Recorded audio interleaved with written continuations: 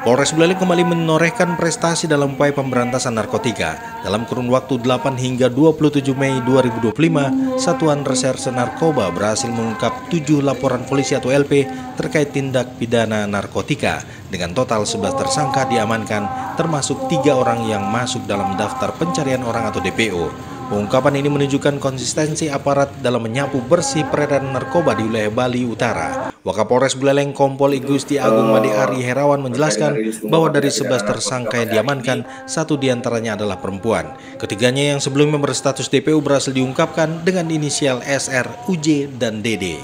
7 LP, 7 tersangka, 3 DPO, di mana dari 11 itu ada 1 perempuan yang ditetapkan sebagai tersangka. Kemudian dengan inisial ya dari DPO itu sendiri, 3 DPO yang berhasil diamankan dengan inisial SR, UJ, dan DD. Sedangkan 7 tersangka lainnya yaitu dengan inisial SD, KL, KM, PA, BA, DN, dan SN.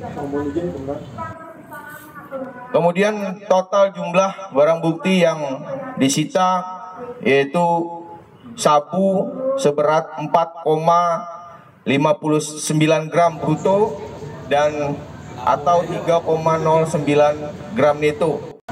Selain sabu, polisi juga mengamankan sejumlah barang bukti pendukung lainnya seperti alat isap atau bong, pipet, korek api gas, gunting, kunci motor, dan beberapa unit ponsel. Seluruh barang bukti tersebut kini diamankan di Polres Buleleng untuk keperluan penyidikan lebih lanjut.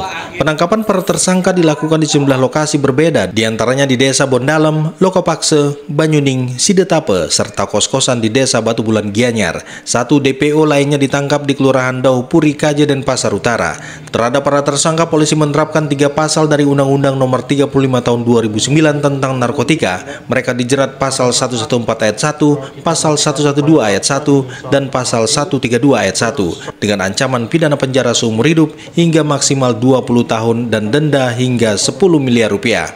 Kompol Ari Herawan juga menegaskan bahwa pemberantasan narkoba di wilayah hukum Polres Buleleng akan terus digencarkan. Ia mengajak seluruh elemen masyarakat untuk proaktif memberikan informasi demi menyelamatkan generasi muda dari jeratan narkotika. Reporter Sukasa Bratawinangun melaporkan.